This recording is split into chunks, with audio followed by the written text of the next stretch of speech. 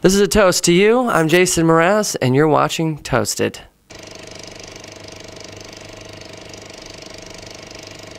Welcome, Jason, Thank you very in much. Amsterdam. How are you doing today? I'm doing good, man.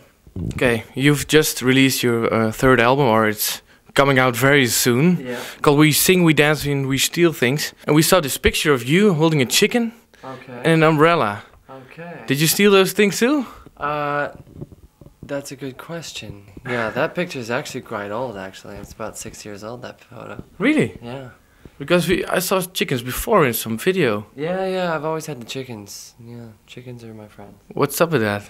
I don't know, man. It's just something that I gravitated towards some years ago, and I don't know. I just love the silliness in it. And the new single is gonna be I'm Yours. Yeah.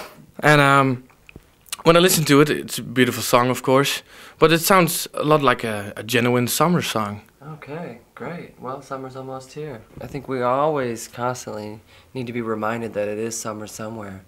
You know, winter times can be so drab. Also as a figure of speech. Yes. Yeah, exactly. Yeah. Warm it up.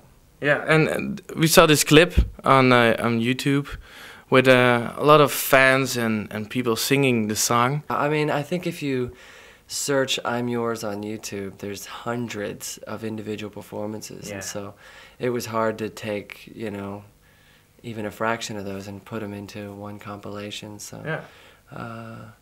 but yeah, there's good, there's bad, but everybody's got their own expression of it, you know, and that's what's cool. Yeah. Why do you think so many people pick that song of yours to play it for themselves? Probably because the message in the song is just that. It's sort of this it's like the song is about being a gift to someone or to something. Like you yourself just saying, whatever it is you need me for, take it, you know. There you go. I'm here to be open to whatever amazing opportunities there are. So I think people gravitated towards that message. Was it a surprise? Absolutely. Yeah, I mean, you never really know when you write a song. You think every song you write is going to have this profound effect on people, and it doesn't, you know, like some songs get overlooked completely. Yeah. And then a song like I'm Yours, which I wrote in a matter of minutes in my bedroom and never thought anything of it. That's why about 3 years ago, a little demo version of just me playing it on the guitar just went out for free, and that itself became the catalyst for where I am now. And you just don't expect that something that you were just gonna throw away. And so now when I write songs, I just, you know, I want to have a connection with it that's gonna make me want to play it again and again at shows. And is it gonna make the shows interesting by adding this song? And you know, is there any meaning in it, any worth, any quality in it? And that's really my own goal. I mean, that's the only way I can right now, because you don't know how big or how small these songs are going to live on after you. What's next?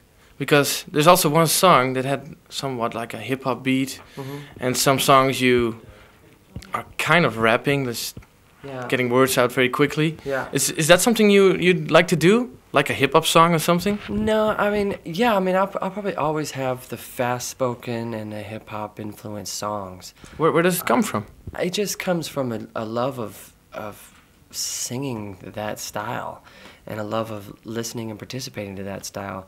A lot of my friends and I, we'll freestyle and play freestyle games where we just turn on instrumental music and we just rap back and forth and try to make each other laugh. And you know, it just comes out of a love for it. And but I don't see myself ever making a full album of just that. You know, I think it would drive me crazy. You wouldn't be able to write a song with keeping in mind, well, this might be better to sell or commercially more accessible or something like that. As soon as you start thinking about that while writing a song, it's going wrong? Yeah, it's going wrong, and your song is gonna suck, and it's gonna flat out just go down the toilet. Yeah. Yeah. Yesterday, also, a couple of people were asking questions about Toca, the drummer percussionist. Yeah.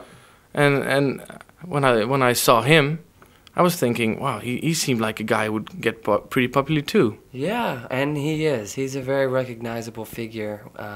More people recognize him than they do me, which is great. We'll be walking through like an airport or something, and someone will stop us and they'll go, Toca, you play with Jason Mraz. And he's like, yes, I do. And then And you're standing next to him? standing next to him. And they go, wow, where is he? And he's like, I don't know. He's really great about playing it off. You know, he'll say, actually, I think he's down at the other gate. He's doing and they run off and do their thing. So It doesn't bother you, I think. No, heck no. It's great. It's good fun. Yeah. Yeah. What is it you believe in when it's about religion or something? Do you believe in God?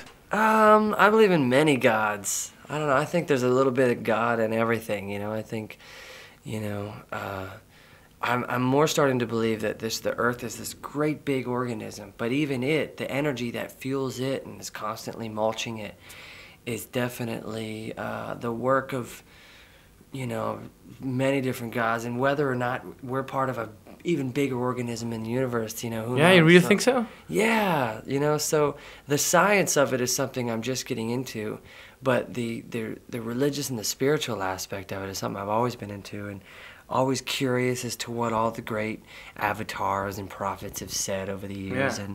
And you know, more than spending my time worshiping any particular one, I choose to live my life more as they would have, you know? Or I don't see why it ever has to be such a serious subject. It's only the laws and the rules that apply to certain religions that make it so serious. Yeah. You know, once you start applying like thou shalt not do this and you better not do this and you'll upset the gods.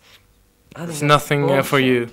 Absolute bullshit. The gods only want, you know, first of all, I don't even think the gods are human. You know, I think for a man to assume that gods and goddesses look like humans is absurd. I think that's only man worshiping himself. Yeah. You know what I mean? Oh, Yeah. God must look like me. I'm an attractive guy. That's ridiculous, you know? Certainly I think there's been prophets over the years that have got life figured out, but, you know, I don't think that makes them, you know, eternal and have all these, you know, should have such a profound effect on people, other than remind people to keep your heart open, keep your mind open, and live a happy life, you know, while you're here and while you're part of this vast organism. I've always written songs that sort of, you know, I at least write songs when I'm questioning my faith or when I'm diving deeper down that road of existentialism. And so it is something that keeps you going in your mind a lot. Absolutely. It's definitely something that makes me tick, because the more I'm open to trying to figure out what life is about, the more, I don't know, the more stories I feel like I have to tell, the more lessons I feel like I'm learning that are important for me to share. So you'll be doing some couple of showcases. Yeah. And just hang around and have some fun? Is it? Yeah, that's it, man. That's the secret of life. Hang out, have some fun, sing some songs. Mm-hmm. It's very small and you're just on your own. Is it something you do a lot for, well, just to get yourself out there in a very simple way? Yeah, I've never been regulated to any particular size room to play, you know? When I'm at home in San Diego, I play Sunday nights down in a coffee shop to a room of 80 people. It's just a performance space, really, and a performance space is no different when there's 20 people there or there's 200 people or 2,000 people. Yeah. It's still a performance space. It's still a chance to get creative and see what you can do with the room and the energy. And get some feedback, too. And get some feedback, yeah, exactly. So I'm not limited to one thing or the other, you know. I'll play shows 4 or 5 times a week for, you know, my girlfriend and my cat.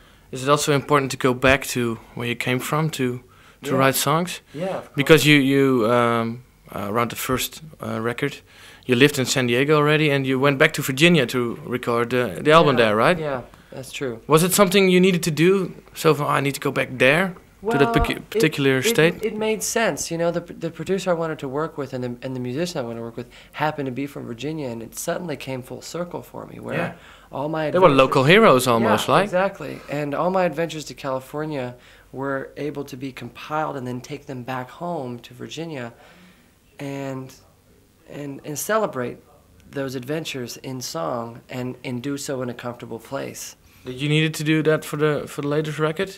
Because this one you recorded at home, at your home studio? No, this record I recorded in London. Oh, and really? And a lot of the songs were written at home and then on my journeys through Europe last summer. And one of those stops was in London, working with Martin Terefes, an old friend, and we did some sample recordings, and they just felt great. And we said, you know what, it might be fun to make the album here. And we were open-minded to maybe do it in San Diego, but Martin's got such a great studio, and I realized that making the album on the road or in London would it would give it a fresh feeling, and it would mean I wouldn't have to play host at my house. Yeah. I wouldn't be distracted by things I'd probably rather do in my community. I could just focus on the music. And it keeps you concentrated too, I think? Absolutely, it keeps me Do concentrated. you get distracted easily? Oh yeah, easily, and you know, just so by making the album in the studio or in London, it just meant that I was constantly reminded why I was in London. It's like, oh yeah, I'm here to make a record, and you know, some days I'd work on the music and then realize I need some lyrics to work on. So all it would take is just take a walk. Yeah. You know, I'd take a walk around London, and so many things are coming to me just because everything is new. You know, so it was a great experience.